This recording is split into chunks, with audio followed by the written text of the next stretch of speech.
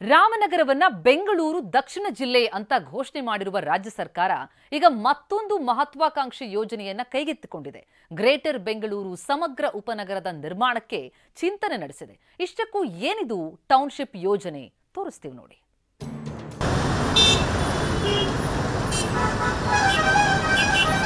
ದೊಡ್ಡವರು ಕಚೇರಿಗೆ ಹೋಗೋಕು ಸಂಕಷ್ಟ, ಮಕ್ಕಳು ಶಾಲೆಗೆ ಹೋಗೋಕು ಸಮಸ್ಯೆ, ರಸ್ತೆಯಲ್ಲೂ ಆಗ್ತಿರುವ ಟ್ರಾಫಿಕ್ ಜಾಮ್ ಬೆಂಗಳೂರಿಗರನ್ನ ಅರ್ಧ ದಿನ ರೋಡ್ನಲ್ಲೇ ಕೊಳೆಯುವಂತೆ ಮಾಡ್ತಿದೆ. ಬೆಂಗಳೂರಿನಲ್ಲಿ ಹೆಚ್ಚಾಗ್ತಿರುವ ಜನಸಂಖ್ಯೆ, ಬೆಂಗಳೂರು ಮೇಲೆ ಹೆಚ್ಚಾಗ್ತಿರುವ ಕಚೇರಿಗಳ ಭಾರವೇ ಇದಕ್ಕೆಲ್ಲ ಕಾರಣ. ಇದೇ ಸಮಸ್ಯೆ ಬಗೆಹರಿಸಲು ಸರ್ಕಾರ ಹೊಸ ಪ್ಲಾನ್ಗೆ ಕೈ ಹಾಕಿದೆ. ಅದುವೇ ಬಿಡದಿ ಟೌನ್ಶಿಪ್. ಬೆಂಗಳೂರು ಭಾರ ಕಡಿಮೆ ಮಾಡಲು ಹೊಸ ಟೌನ್ಶಿಪ್. ಬಿಡದಿ ಹೋಬಳಿಯ 10 ಹಳ್ಳಿಗಳಲ್ಲಿ ಉಪನಗರ ನಿರ್ಮಾಣ. ಬೆಂಗಳೂರು ಬೆಳೆದಂತೆಲ್ಲ ಸಮಸ್ಯೆಗಳು ಹೆಚ್ಚಾಗ್ತಿವೆ. ಇದೇ ಸಮಸ್ಯೆ ನಿವಾರಣೆಗೆ ಒಂದಿಲ್ಲೊಂದು ಯೋಜನೆ ತರ್ತಿರುವ ಸರ್ಕಾರ ಈಗ ಉಪನಗರ ನಿರ್ಮಾಣಕ್ಕೆ ಮುಂದಾಗಿದೆ. ಅಷ್ಟಕ್ಕೂ ಹಲವು ವರ್ಷಗಳಿಂದ ನೆನೆಗುದಿಗೆ ಬಿದ್ದಿದ್ದ ಸ್ಮಾರ್ಟ್ ಸಿಟಿ ಪ್ರಾಜೆಕ್ಟ್ ಭಾಗವಾದ ಟೌನ್ಶಿಪ್ ಯೋಜನೆ ಜಾರಿಗೆ ಸರ್ಕಾರ ಮುಂದಾಗಿದೆ. ಗ್ರೇಟರ್ ಬೆಂಗಳೂರು ಸಮಗ್ರ ಉಪನಗರ ಹೆಸರಿನಡಿ ಮತ್ತೆ ಪ್ರಾರಂಭಿಸಲು ಚಿಂತನೆ ನಡೆಸಿದ್ದು, ನಿನ್ನೆ ಈ ಬಗ್ಗೆ ಸಂಪುಟದಲ್ಲಿ ಸುದೀರ್ಘ ಮಾತುಕತೆಯಾಗಿದೆ.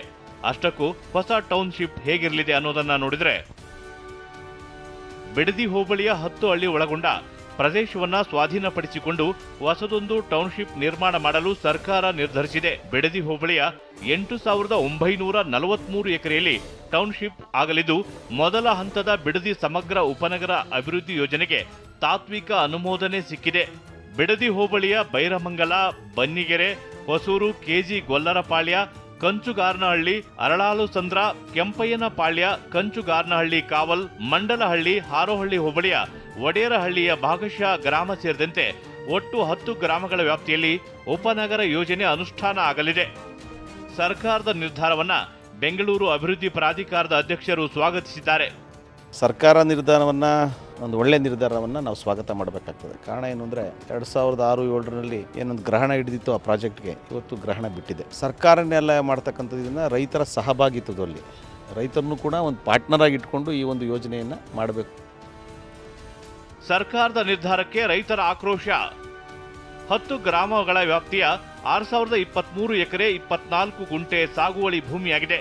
ನಿವೇಶನ, ವಸತಿ ಪ್ರದೇಶ, ಶಾಲೆ, ಕಾಲೇಜು, ಕೆರೆ, ಸ್ಮಶಾನ ಮತ್ತಿತರ ಸಾರ್ವಜನಿಕ ಜಾಗಗಳನ್ನು ಯಥಾವತ್ತಾಗಿ ಕಾಯ್ದಿರಿಸಿ ಉಳಿದ ಪ್ರದೇಶದಲ್ಲಿ ಯೋಜನೆಗೆ ಸಂಬಂಧಿಸಿದಂತೆ ಪ್ರಾಥಮಿಕ ಪ್ರಕ್ರಿಯೆ ಕೈಗೊಳ್ಳಲಾಗುತ್ತೆ. ಕೃಷಿ ಭೂಮಿ ಹೋಗುತ್ತೆ ಅನ್ನೋ ಆತಂಕದಲ್ಲಿರುವ ರೈತರು ಆಕ್ರೋಶಗೊಂಡಿದ್ದಾರೆ. ರೈತರು ಮಣ್ಣು ತಿನ್ಬಿಟ್ಟು ಹೊಟ್ಟೆ ಮೇಲೆ ತಣ್ಣೀರು ಬಟ್ಟೆ ಕಾಣಕ್ಕಾಯ್ತದ? ಕೊಡೋರು 5 ಕೋಟಿ 6 ಕೋಟಿ ಕೊಡ್ಲಿಬೇಕಾದ್ರೆ ಕೊಡ್ತಾರೆ. 50,000 80 ಲಕ್ಷ ಕೊಟ್ಬಿಟ್ಟು ಅವ್ರು ಬೇರೆ ಕಡೆ ಹೋಗಿ ಮನೆ ತಗೊಳಕೈತೆ, ಒಂದು ಸೈಟ್ ತಗೊಳಕಲ್ಲ. ಇದೇ ಪಿಚ್ಕೊಟ್ರು ಪಡೆದ ಬಾಸ್ ಕಂಪ್ನಿ ತಾವು ಒಂದು ಸೈಟ್ ಬಂದು 56 ಲಕ್ಷ. ಇಲ್ಲಿ ಒಂದು ಕುಂಟೆ ಬಂದು ನೀವು 5 ಲಕ್ಷ ಕೇಳಿದ್ರೆ ಮರ್ಯಾದಿನ?